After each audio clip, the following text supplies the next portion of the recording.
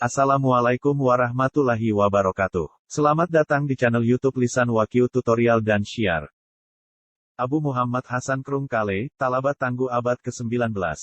Ulama yang kerap dipanggil dengan sebutan Abu Krungkale ini, lahir pada tanggal 13 Rajab 1303 Hijriah, bertepatan dengan tanggal 18 April tahun 1886 Masehi. Di desa Menasah Ketumbu, Langgu Kabupaten Pidi. Ketika itu ayahnya yang bernama Tengku Muhammad Hanafiah yang merupakan pimpinan Dayak Krungkale sedang dalam pengungsian di daerah tersebut akibat perang dengan Belanda yang berkecamuk di kawasan Aceh Besar. Setelah situasi perang relatif mereda, Muhammad Hasan kecil dibawa kembali oleh orang tuanya ke kampung halaman mereka di Krungkale. Di sanalah perjalanan keilmuannya dimulai di bawah asuhan ayahanda Tengku Muhammad Hanafiah yang dikenal dengan panggilan Tengku Haji Muda. Selain itu ia juga belajar agama di Daya Tengku Cik di Kebok pada Tengku Musanif yang menjadi guru pertama setelah ayahnya sendiri. Tengku Muhammad Hasan Krungkale adalah seorang ulama harismatik Aceh yang juga merupakan pemimpin dari Daya Darul Ihsan Abu Krungkale. Beliau merupakan salah seorang ulama yang mempunyai peran besar dalam dunia pendidikan dan perpolitikan baik di Aceh maupun nasional. Perjalanan Abu dalam menuntut ilmu agama sangatlah panjang. Mulai dari dalam hingga ke luar negeri. Kiprahnya dalam dunia politik juga tidak bisa diragukan lagi. Mulai dari pasca kemerdekaan hingga sesudah merdeka Abu masih memegang peran penting di dalamnya. Ketika umurnya beranjak dewasa, ia melanjutkan pendidikan ke negeri Yan Keudah, Malaysia, yakni di pesantren Tengku Cik Muhammad Irsyad Lebe. Yang terakhir ini merupakan ulama Aceh yang turut mengungsi ke negeri jiran akibat situasi perang. Dari Yan, Tengku Muhammad Hasan bersama adik kandungnya yang bernama Tengku Abdul Wahab berangkat ke Mekah untuk melanjutkan pendidikan di Masjid Al-Haram. Namun tidak lama setiba mereka di sana, adiknya tersebut meninggal dunia karena sakit. Hal ini tidak membuat Tengku Hasan patah semangat, ia tetap sabar dan teguh melanjutkan pendidikannya. Dari para ulama besar Masjid Al-Haram hingga lebih kurang 7 tahun. Selain belajar ilmu agama, ia juga belajar ilmu falak dari seorang pensiunan jenderal kejaan Turki Utsmani yang menetap di Mekah Haji Halmana kemudian membuatnya alim dalam ilmu falak dan digelar dengan sebutan Tengku Muhammad Hasan Al-Asyi Al-Falaki. Sekembalinya dari Mekah, Abu Krungkale tidak langsung pulang ke Aceh tapi terlebih dahulu singgah di pesantren gurunya Tengku Muhammad Irsyad Lebe, di Yan Kedah.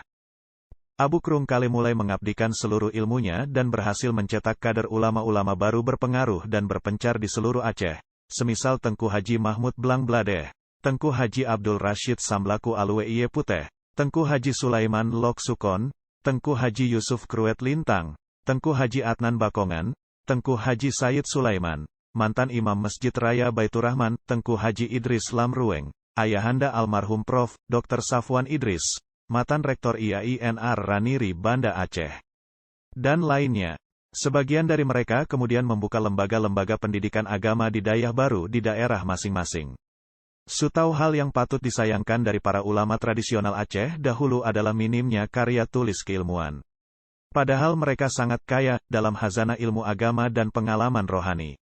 Hal ini mungkin dipengaruhi oleh sistem pembelajaran di Kalanagan Dayah ketika itu yang sangat terfokus pada metode Simai dan Talaki, yaitu metode belajar dengan mendengar, memahami, dan menghafal. Metode yang sama juga digunakan ketika mengajarkan ilmu pengetahuan kepada generasi berikutnya. Sementara penyampaiannya kembali ilmu dalam bentuk narasi atau tulisan ilmiah meskipun dapat kita temukan, namun tidak sebanding dengan khazanah keilmuan yang mereka miliki.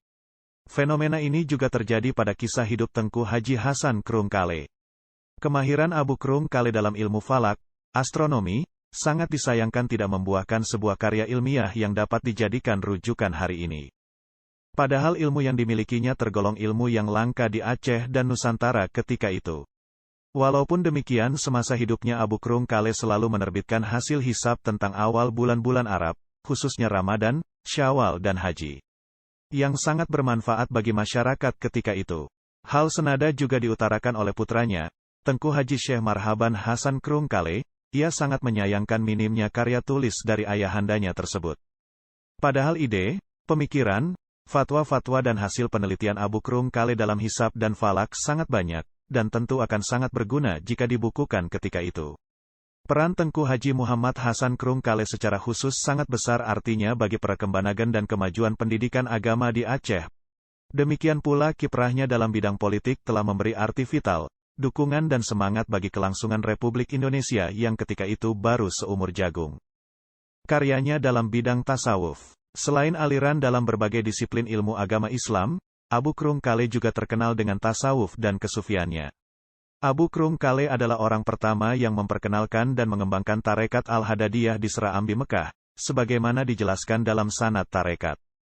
Dalam upaya menyebarkan tarekat tersebut, Abu Hasan Krung-Kale menulis sebuah buku panduan dalam tarekat Al-Hadadiyah yang diberi nama, Risalah Latifah fi Adab Az-Zikr wa Al-Tahlil wa Kaifiyatu Tilawah Al-Samadiyah, ala Tarekat Qut Al-Irsyad Al-Habib Abdullah Al-Haddad. Kitab Risalah, setebal 32 halaman tersebut ditulis dalam dua bahasa, Arab dan Melayu Jawi. Kitab ini terbagi dalam 4 bagian. Bagian pertama menerangkan adab berzikir dan bertahlil. Bagian kedua menerangkan cara membaca Samadiyah menurut tarekat Al-Hadadiyah. Bagian ketiga tentang silsilah sanad tarekat. Dan bagian keempat menerangkan adab dan metode membaca kitab Dalel Hairat sebagaimana yang diijazahkan oleh kedua gurunya, Syekh Abdullah Ismail dan Syekh Hasan Zamzami. Pada bagian pertama buku ini, Abu Krung-Kale menjelaskan bagaimana prosedur yang seharusnya dipelihara dalam berzikir. Dimulai dengan memelihara adab berzikir, berupa taubat dari segala dosa besar dan kecil, duduk bersila menghadap kiblat sambil mengapitkan ibu kaki kanan ke dalam lipatan paha kiri tepat pada urat besar di bawah lutut kiri yang bernama urat kaimas, meletakkan dua tangan di atas kedua paha seraya menundukkan kepala sekedarnya dan menetapkan seluruh anggota tubuhnya. Selanjutnya membaca istighfar 3 kali dan solawat atas Nabi 10 kali dengan bacaan tertentu. Selanjutnya mulai berzikir dengan ucapan khusus, seraya memejamkan mata agar terbuka mata hatinya. Dan dibayangkan wajah, rupa guru, orang yang memberinya ijazah tarekat, di hadapannya. Karena dengan berkat afwa gurunya lah ia mendapatkan kebajikan zikir tersebut. Rabita di sini juga dimaknai dengan ikatan hati antara murid dengan gurunya lalu ikatan hati guru tersebut dengan gurunya yang lain hingga sampai kepada hati Rasulullah, selalu berharap kepada Allah Azza wa Jalla dengan berzikir. Abu Hasan Krung-Kale dalam buku ini juga menjelaskan bagaimana metode berzikir menurut tarekat Al-Hadadiyah. Terlebih dahulu mengingat dalam hati kalimat Allah, Allah, hingga hilang segala hal keduniaan, agyar, pada hatinya. Bila telah sampai kepada kondisi itu, barulah dimulai zikir dengan mengucapkan. Dalam mengucapkan kalimat, nafas diambil dari pusar lalu dinaikkan ke otaknya. Pada saat itu kepala dicondongkan sedikit ke kanan sambil mengucapkan kalimat. Dan pada saat mengucapkan kalimat, seolah-olah kalimat itu dihujamkan dalam hati yang terletak pada lambung kiri kadar 2 ibu jari bawah susu. Hentakan tersebut dilakukan dengan mesra dan dimaksudkan untuk memberi bekas kepada hati, sebab ia adalah tempat bernaungnya syaitan yang bernama Khannas. Metode zikir semacam ini juga dijumpai dalam berbagai tarekat sufi lain dalam pengucapan kalimat tahlil. Pada kesudahan buku ini juga memperingatkan orang agar berzikir dengan tulus ikhlas semata-mata karena Allah, serta memelihara bacaan zikir agar tidak terjadi kesalahan pengucapan yang berdampak kepada kufur. Zikir tidak hanya dilakukan dalam keadaan duduk, tapi boleh dalam keadaan berjalan, maupun berbaring. Baik dengan lisan atau dengan hati. Abu Krung-Kale juga menjelaskan sebaiknya seseorang terlebih dulu membaca Samadiyah 10.000 kali yang diniatkan bagi dirinya sendiri. Lalu 10.000 kali bagi orang tuanya, dan 10.000 kali bagi syaikh gurunya. Dalam riwayat Bukhari dan Muslim yang lain Rasulullah bersabda, barang siapa membaca 10.000 kali bagi mayit, niscaya Allah akan membebaskannya dari api neraka. Tarekat Al-Hadadiyah memiliki ciri khas berupa kesederhanaan, khususnya dari segi bacaan dan praktek zikir yang terfokus kepada kalimat tauhid dan tahlil, selain selawat dan doa-doa lainnya. Ini didasari pada beberapa hadits Rasulullah yang menekankan pentingnya arti kalimat tauhid tersebut. Kiprahnya dalam dunia politik. Satu hal yang menarik dikaji pada tokoh Abu Krung-Kale adalah kiprahnya di dunia politik. Meski Abu Krung-Kale seorang ulama salafi dan sufi terkemuka di Aceh yang dikenal sangat fanatik, namun hal tersebut tidak lantas membuatnya jauh dari dunia politik yang seolah dianggap tabu dan berseberangan dengan ajaran agama. Bagi pemerhati sirah Rasulullah Shallallahu Alaihi Wasallam yang mulia, mengurus agama dan juga mengatur negara, keduanya adalah satu kesatuan yang tidak dapat dipisahkan, dan saling melengkapi satu sama lain. Akhirat adalah tujuan, sementara dunia adalah jalan, wasilah, untuk menuju ke sana. Pemahaman yang benar terhadap sirah Rasul ini membuat Abu Krungkale dapat mengkombinasikan kedua hal tadi dalam kehidupannya. Karena tasawuf dan tarikat tidak selalu identik dengan uzlah, pengasingan diri, dari kehidupan sosial. Pemahaman ini pula yang kemudian membuat kiprah Tengku Haji Hasan Krungkale selalu hadir mengiringi setiap peristiwa yang muncul di sekelilingnya. Dalam upaya mengusir penjajahan kolonial Belanda misalnya, sikap Abu Krungkale jelas terlihat dari usahanya membentuk Laskar Mujahidin yang terdiri dari para santri dan masyarakat guna mengusir penjajahan dari bumi Serambi Mekah. Hal ini terus berlanjut hingga Perang Revolusi mempertahankan kemerdekaan. Puncak dari dukungan Abu Hasan Krungkale terhadap Republik Indonesia yang baru lahir ketika itu adalah diterbitkannya Maklumat Ulama Seluruh Aceh, tanggal 15 Oktober tahun 1945. Maklumat ini berisikan tentang fatwa bahwa perjuangan mempertahankan kemerdekaan Indonesia adalah sama dengan perjuangan suci yang disebut Perang Sabil, Jihad fi Sabilillah. Dan merupakan sambungan dari perjuangan Aceh terdahulu seperti perjuangan almarhum Tengku Cik di Tiro, dan pahlawan-pahlawan kebangsaan lainnya. Maklumat penting ini diprakarsai dan ditandatangani oleh 4 ulama besar yaitu, Tengku Haji Hasan Krungkale, Tengku Muhammad Daud Bereh, Tengku Haji Jakfar Sidik Lamjabat, dan Tengku Ahmad Hasbalah Indarapuri. Serta diketahui oleh Tokunya Arif selaku Residen Aceh serta disetujui oleh Tuanku Mahmud selaku Ketua Komite Nasional. Selain maklumat bersama, beliau juga mengeluarkan maklumat sendiri yang tidak jauh berbeda dengan maklumat itu. Keluarnya Maklumat Ulama Seluruh Aceh tadi sangat memberi dampak positif bagi pemerintah baru RI saat itu dan munculnya semangat dukungan fisik dan material rakyat Aceh bagi membiayai perjuangan mempertahankan kemerdekaan RI. Sehingga tidak mengherankan, dalam kunjungan pertama Presiden Soekarno ke Aceh Juni tahun 1948, ia menegaskan bahwa Aceh segenap rakyatnya adalah modal pertama bagi kemerdekaan RI. Kiprah politik Abu Krungkale juga terlihat dalam kasus Perang Cumbo antara pasukan Uleblang Aceh pimpinan Toku Daud Cumbo dengan pasukan pejuang Aceh yang mendukung kemerdekaan RI. Pada dasarnya tidak semua ulama setuju dengan perang ini. Abu Krungkale salah seorang di antaranya. Abu Krungkale lah yang diutus pihak pejuang Aceh di Kutaraja untuk menemui Tengku Daud Cumbo agar mau berdamai.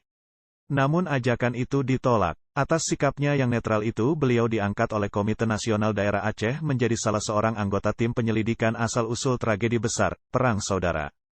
Ketika peristiwa DITII meletus di Aceh tahun 1953, seorang utusan Daud Bereh datang menjumpainya untuk mengajak bergabung dalam barisan DITII. Namun beliau menolak dengan sebuah ungkapan yang masyhur, "Tape gelayang watei na angin," terbangkanlah layang-layang ketika angin kencang. Ungkapan ini bermakna bahwa keputusan Abu Bereh dan kawan-kawan ketika itu tidak didukung oleh situasi dan kondisi yang tepat, tidak akan membuahkan hasil dan justru akan menyengsarakan rakyat. Menjelang tahun 1950-an, bersama beberapa tokoh lain Abu Krungkale memprakarsai lahirnya Persatuan Tarbiyah Islamiyah, PERTI, di Aceh sekaligus memimpin organisasi tersebut aktif hingga tahun 1968. Kiprah politik beliau terus berlanjut hingga pernah diangkat menjadi Dewan Konstituante pasca pemilu 1955 mewakili PERTI. Hingga akhir hayatnya beliau terus memberikan ilmu-ilmunya kepada masyarakat melalui konsultasi dan pengajian-pengajian. Penutup, Abu Hasan Krungkale memang telah tiada, namun dengungan suara tahlil dan samadiyah menurut Tarekat Al-Hadadiyah masih menggema dan terus terdengar di berbagai desa dan kota di Serambi Mekah. Seiring dengan itu, fatwa syahid yang beliau keluarkan masih terus relevan dan memberi motivasi sendiri bagi masyarakat Aceh dalam mengisi kemerdekaan dan pembangunan. Abu Hasan Krungkale meninggal dunia pada tanggal 19 Januari tahun 1973, tepatnya malam Jumat sekitar pukul 3 dini hari. Abu Hasan Krungkale menghembuskan nafasnya yang terakhir. Meninggalkan 3 orang istri, Tengku Hajahnya Safiyah di Siem, Tengkunya Aisyah di Krungkale, dan Tengku Hajahnya Awan di Lam Senong. Dari ketiga istri tersebut Abu Krungkale meninggalkan 17 orang putra dan putri. Salah seorangnya yaitu Tengku Haji Syekh Marhaban sempat menjabat Menteri Muda Pertanian pada masa pemerintahan Presiden Soekarno. Demikianlah kisah hidup waliullah, ulama Aceh, Tengku Muhammad Hasan Krungkale, atau yang akrab dipanggil Abu Hasan Krungkale. Kisah hidupnya begitu bermakna dan penuh barokah untuk kita pedomani dalam kehidupan kita. Teruslah bersama Lisan Wakyu Tutorial dan Syiar. Karena di channel ini kami akan berbagi video menarik dan bermanfaat lainnya untuk Anda. Jangan lupa dukung channel YouTube Lisan Wakyu Tutorial dan share dengan cara like, share, subscribe dan komen, serta klik tanda lonceng supaya Anda tidak ketinggalan video terbaru dari channel ini.